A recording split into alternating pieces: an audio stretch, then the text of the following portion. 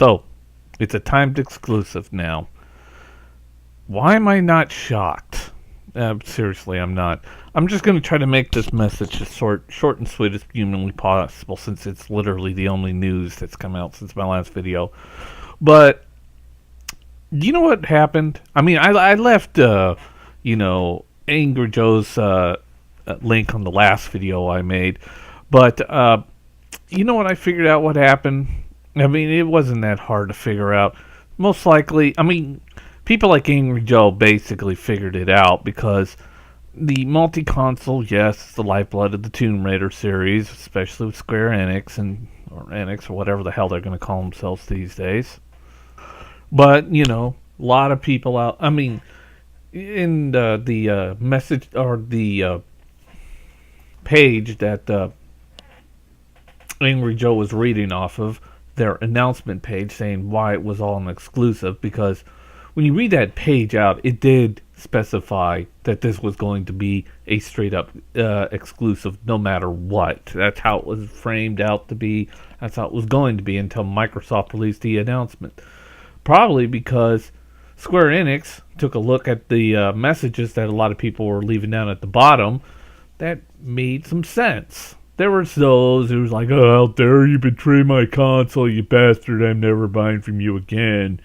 But then there were those like what AngryJoe was saying in his videos was basically this, the PS4 version of Tomb Raider the Definitive Edition sold more than on the Xbox One.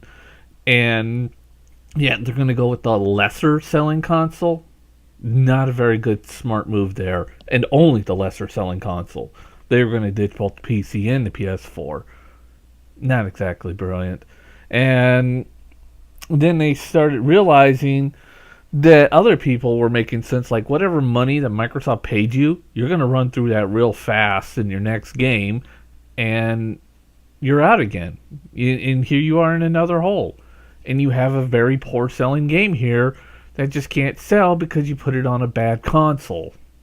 I bet you it's going to come out maybe 2 or 3 months after the Xbox One version was released. It's the only one. It's the only decision that makes sense.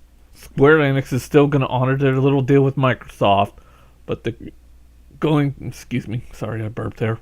But it's the Microsoft. But Square Enix is going to deliver it on a multi-console, and they told Microsoft this now. And, of course, they probably had Microsoft make the announcement. Normally, I don't really care for the Tomb Raider franchise, but this was just a pile of shit. And a really a tremendously stupid move. A, the better console is the PS4. B, the most selling version is going to be the PS4. Even if it is going to be 2 or 3 months later, we ain't gonna wait for no definitive or any other versions of this. When Square Enix, because Square Enix is worried, and they're very worried about the incredibly low sales they're gonna probably get from this game.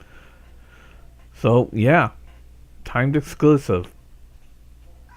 It's just the only decision that was that Square Enix had to make, and of course Microsoft was forced to get up there and say it.